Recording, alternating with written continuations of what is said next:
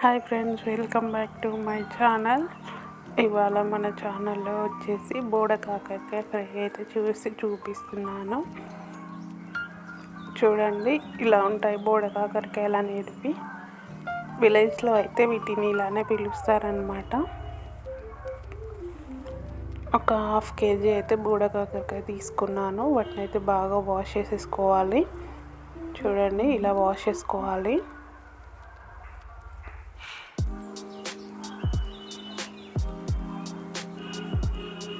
వీటిని ఇలా నిలువుగా ముక్కలుగా కట్ చేసుకోవాలి. ఇందులో సీడ్స్ అనేవి తీసుకోవచ్చు, అలాగే ఉంచేసుకోవచ్చు. అది మీ చాయిస్ అన్నమాట. ఇప్పుడు ఒక కడాయి పెట్టేసుకొని అందులో ఆయిల్ వేసుకోవాలి. ఆయిల్ హీట్ అవ్వగానే ఇప్పుడు కట్ చేసి పెట్టేసుకున్న కాకరకాయ ముక్కలు అయితే వేసుకోవాలి.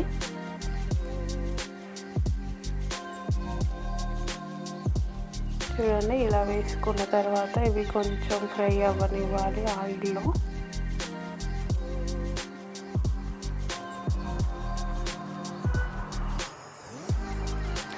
అస్సలు చేదనేవి అయితే ఉండవు.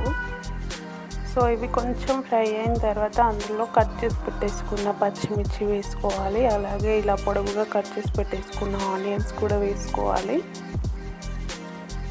ఇవంతా కలిసేలా మిక్స్ చేసుకొని కాసేపు ఆయిల్లో ఫ్రై అవ్వనివ్వాలి.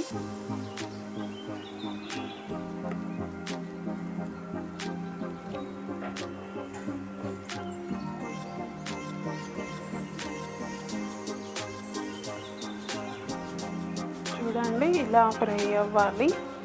దీనిపైన మూత పెట్టకూడదండి. ఇప్పుడు ఒక రెమ్మ కరివేపాకు అయితే వేసుకోవాలి. మళ్ళీ అంతా ఒకసారి మిక్స్ చేసేసుకొని ఫ్రై అవ్వాలి.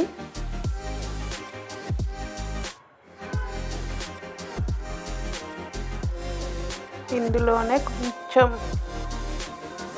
కచ్చాపచ్చాగా దంచి పెట్టేసుకున్న వెల్లుల్లిపాయ అయితే వేసుకోవాలి.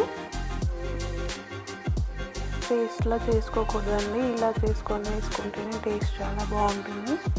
సో ఇప్పుడు మన టేస్ట్కు తగ్గ కారం వేసుకోవాలి. అలాగే పసుపు వేసుకోవాలి. అండ్ అలాగే టేస్ట్కు తగ్గట్టు సాల్ట్ కూడా వేసేసుకోవాలి. ఇవన్నీ కలిసేలా ఒకసారి మిక్స్ చేసేసుకోండి.